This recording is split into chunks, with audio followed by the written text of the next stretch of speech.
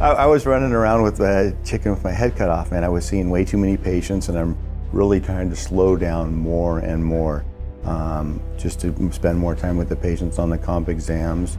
The financial rewards are incredible, because now when I present case treatments that are large, over $20,000, I'm not nervous and I get a lot more acceptance. It's a nice thing to do that kind of dentistry.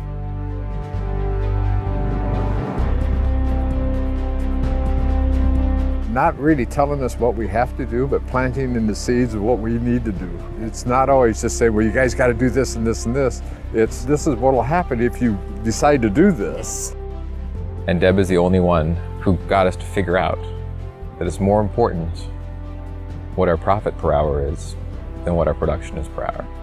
I think that switch for us has enabled us to actually figure out how to stay at a managed care, because we've been able to identify where our profit is. Back then I knew that I wasn't very good at managing the practice from a financial point of view. I had a clinical point of view, and I was pretty good from a relationship point of view, and I really wasn't. I kept producing myself out of trouble.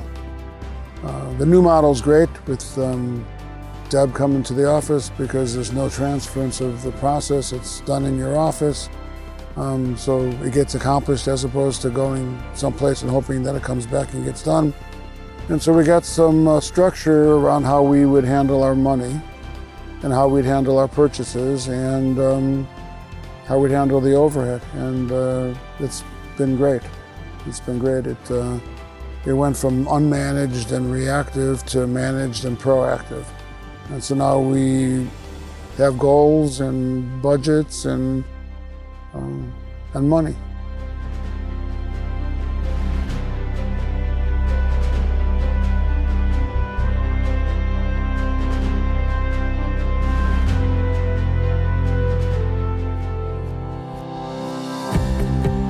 My father-in-law is a dentist, and he actually started a business school for dentistry in Scottsdale, Arizona back in 1970.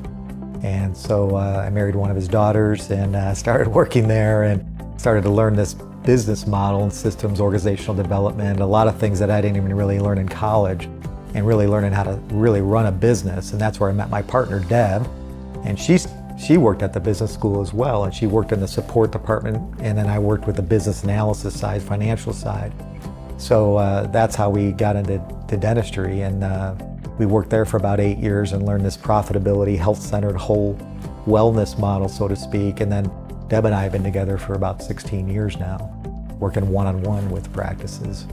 I've always felt that our mission was to deliver to our clients what they wanted for their practices, what they really wanted to see as far as their vision and the direction they wanted to go in.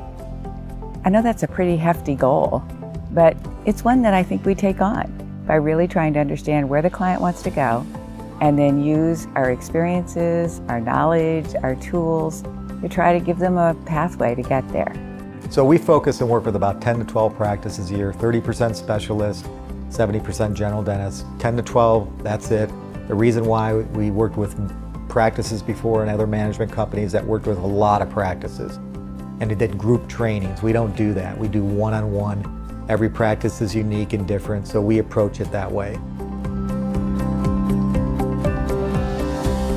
Everybody's got different gifts and talents, so we started bringing in a team. Now we have 12 people that work on different engines of the practice: finance, organization, communication. We have a dentist on our team that helps support the doctors through our curriculum.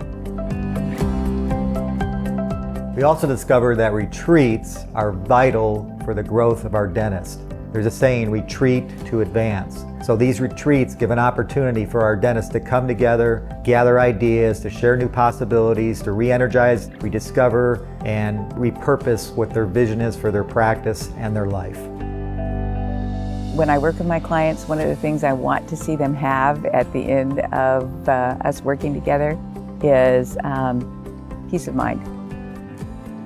They feel secure, that they feel that as a result of the things that they're doing currently in their practice, that looking down the road, that they're going to achieve what they need to achieve, and they're going to feel comfortable going there, and that some of maybe the concerns or fears that they had in the past are no longer as high. We're always going to feel stress and duress over things, but to feel looking long term that I'm going to be able to take care of the things that I need to take care of, and I'm going to feel good about doing it. I know Deb mentioned peace of mind, and my hope is that they have time to really enjoy the gifts of life and time with their family and their spouse, and find fulfillment, not just in their work, but with their families and with their team.